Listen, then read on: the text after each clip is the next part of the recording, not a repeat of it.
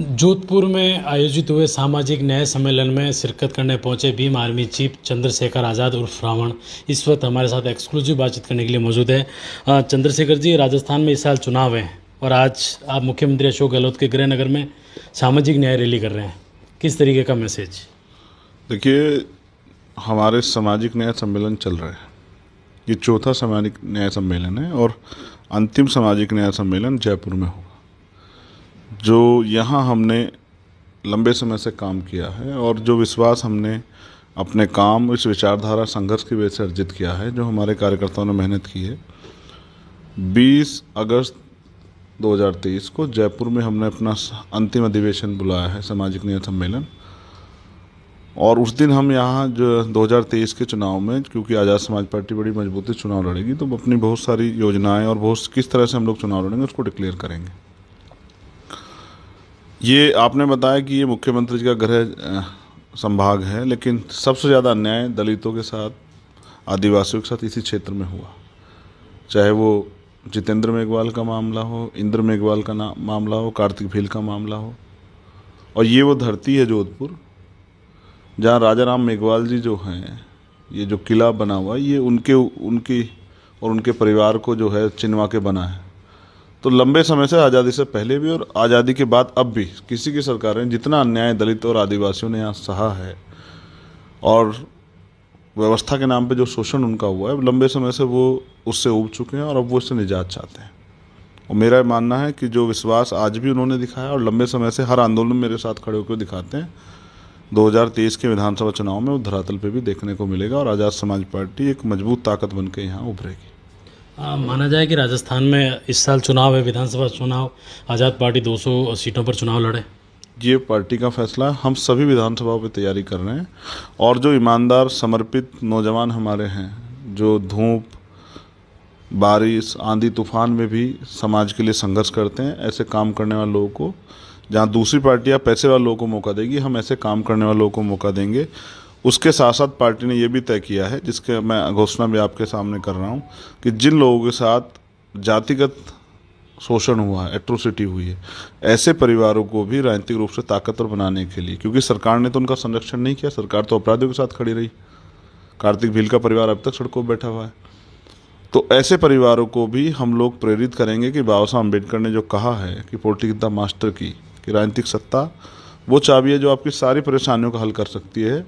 और वो नौजवान जो मेहनत कर रहे हैं और सरकार से उम्मीद करते हैं कि भर्ती आएगी, लेकिन भर्ती का पेपर लीक हो जाता है और फिर भर्ती में जो नियमावली उसका पालन नहीं होता, ऐसे नौजवान और उन परिवार को, जिनके साथ एट्रोसिटी, उनको भी पार्टी चुनाव में मौका देगी, उनको तैयार करेगी कि वो अपनी राजनीतिक ताकत बना के समाज के बीच में जाए और उससे जो अन्याय आपके साथ हुआ है उससे प्रेरणा लेके, उससे टूट के घर ना बैठे, उससे प्रेरणा लेके और किसी साथ अन्याय ना, इस बात को लेकर समाज के बीच पहुँचे। चंद्रशेखर जी, आप पहले भी जोधपुर आए हैं, आपको काफ़ी प्रयास करने पड़े जोधपुर आने के लिए, वापस भेजा गया, आज आप जोधपुर आए हैं।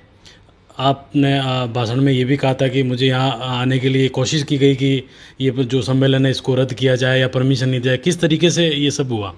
देखिए, हमारा ये सम्मेलन तय था और हमने परमिशन भी ली, सब चीज़ें। उसके बाद अचानक से मुख्यमंत्री ने यहाँ कार्यक्रम दिया, और कार्यक्रम भी क्या, बाबा साहब अम्बेडकर जी की मूर्ति का अनावरण।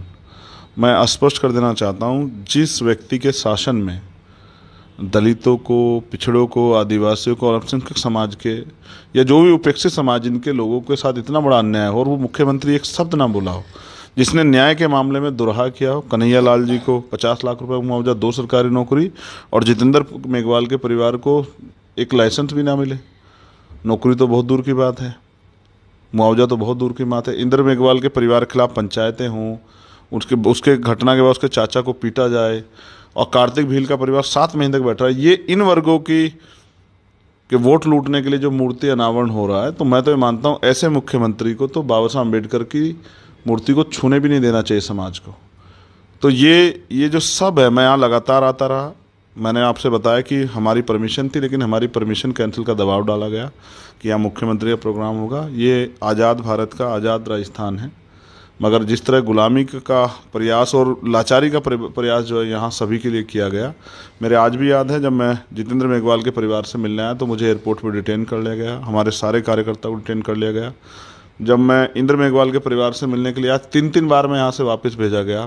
एक दिन एयरपोर्ट से भेजा गया, 2 बार यहाँ से पुलिस मुझे सीधी दिल्ली छोड़ के आई।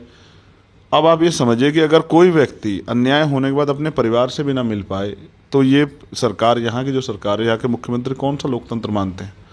तो इसलिए जनता में आक्रोश है और ये जो अन्याय और जितना अपमान इन लोगों ने मेरा किया है उसका सबक जो है आने वाले 2023 के विधानसभा चुनाव में जनता इनको सिखाएगी। अच्छा, जिस तरीके से आपको क्या लगता है, आप पूरे भारत में घूमते हैं, राजस्थान में एट्रोसिटी के मामले ज़्यादा हैं या बनिस्पत की अन्य राज्यों के? देखिए, यूपी के बाद राजस्थान दूसरे नंबर पे है। घटनाएं तो सभी जगह होती, क्योंकि कोई भी सरकार इन वर्गों के प्रति अभी भी उस तरह से तैयार नहीं कि इनके साथ ये शोषण बंद हो जाए।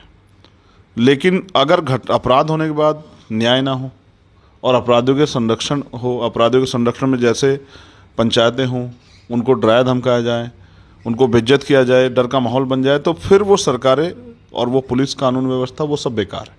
यहाँ की सरकार में सबसे ज़्यादा बुरा ये हुआ कि जब भी अन्याय हुआ पूरी सरकार मुख्यमंत्री के इशारे पे वो अपराधियों के संरक्षण में खड़ी हुई थी। इसका उदाहरण है ओम प्रकाश रेगर का सुसाइड। उस बच्चे ने मरने से पहले जो सुसाइड नोट लिखा, जिनके नाम लिखे, आज तक भी उनकी गिरफ्तारी नहीं हुई। ये बात स्पष्ट करती है कि मुख्यमंत्री के इशारे पे पुलिस अपने पदों का दुरुपयोग करते हुए सत्ता से जुड़े हुए लोग हैं, अगर वो अपराध करते हैं उनका संरक्षण करती है। और ये किसी पार्टी के लिए, किसी संगठन के लिए, लोकतंत्र के लिए, संविधान में जो न्याय व्यवस्था है उसके लिए, सबके लिए ये हानिकारक है। इसलिए जनता ने बहुत कुछ सहा है और जनता में जो आक्रोश है वो वोट की चोट से इसका हिसाब जो है इस बार इस सरकार से लेगी। आज़ाद पार्टी के जो लोग हैं, जो जुड़े हुए वर्कर्स हैं, जो जनता है, उन तक लोगों के लिए क्या मैसेज आपकी ओर से? देखिए, मैंने इस बार उनसे यही कहा कि पिछले 5-6 साल में जो आपने संघर्ष किया और जिस तरह से लगातार आपको अपमानित किया गया, जिस तरह से लगातार आपके साथ अन्याय हुआ, अब उस सड़कों से काम नहीं चलेगा। अब उनको सदन की तैयारी भी करनी चाहिए। जब वो ईमानदारी से काम कर रहे हैं, जब वो समाज के लिए इतने समर्पित हैं, ऐसे लोगों को अगर मौका मिलेगा तो मुझे लगता है कि समाज के साथ अगर अन्याय होगा या जो कुछ संविधान में उनको अधिकार मिले उनको आसानी से लागू कराया जा सकता है। उनकी हक की आवाज़ मजबूती से विधानसभा में उठाई जा सकती है और जो नए अवसर पैदा होने चाहिए, चाहे वो नौजवानों के लिए हों, किसानों के लिए हों, महिलाओं के लिए हों, उनकी सुरक्षा सशक्तिकरण के लिए हों, मजदूरों के लिए हों, तमाम वर्गों के लिए जो उनके बुनियादी सुविधाएं और अधिकार की जो लड़ाई है, वो ये ईमानदार नौजवान, समर्पित नौजवान विधानसभा में मजबूती से इसकी आवाज़ को उठा पाएंगे। इसलिए मैंने उनसे कहा कि जब बाबा साहब अम्बेडकर जिस बात को कहते हैं कि राजनीति में हिस्सेदारी न लेने का सबसे बड़ा दंड ये है कि अयोग्य लोग आपके प्रशासन करते हैं। आज आपके पास वोट का अधिकार बाबा साहब अम्बेडकर ने दिया। इस वोट का प्रयोग करके आप अपनी ताकत बनाओ और किसी के भरोसे मत रहो। अपने साथ जो बुनियादी समस्या आप जहाँ जिन क्षेत्रों से उठ के आए उनको दूर करो और समाज में एक अच्छा समाज बने, भाईचारा बने, उसके लिए प्रयास करो। अच्छा, एक सवाल आपसे ये है कि जिस तरीके से आज जो ओलंपिक खिलाड़ी है वो आज हरिद्वार के अंदर मेडल बहा रहे हैं, उसको लेकर आप क्या सोचते हैं? ये केंद्र की सरकार की हठधर्मिता है, जिद है। उनको आदत हो गई है देश के गौरव को अपमानित करने की। एक तरफ नई संसद का उद्घाटन हो रहा था, वहीं दूसरी तरफ वो बच्चियां जिन्होंने देश का नाम गौरवान्वित किया, देश के लिए जो संघर्ष किया, क्योंकि खिलाड़ी एक दिन में तैयार नहीं होता है, उसको तमाम तरह की अपनी सुख सुविधाएं छोड़ के और संघर्ष करना पड़ता है। जब उन बेटियों ने नाम रोशन किया तब तो उनके सम्मान में बड़े बड़े कसीदे पढ़े गए और आज उन बेटियों को जिस तरह से दिल्ली में घसीटा गया, मारपीट की गई, उनके कपड़े तक फाड़ दिए गए, उनको उनकी चुपके से चोरी से वीडियो बनाई गई, जैसा उन्होंने बताया, जिस तरह से उनको टॉर्चर किया गया, इससे पूरे देश का अपमान हुआ। आज तो अंतर्राष्ट्रीय स्तर पर भी बहुत सारे खिलाड़ी उनके समर्थन में बोल रहे हैं। सरकार को ना अपनी छवि की है ना देश की छवि की है। सरकार अपराधियों को बचाने के लिए जैसे यहाँ की सरकार बचा रही, वैसे वहाँ की सरकार भी अपने सहयोगियों को बचाने के लिए हर कीमत तक जाने को तैयार है।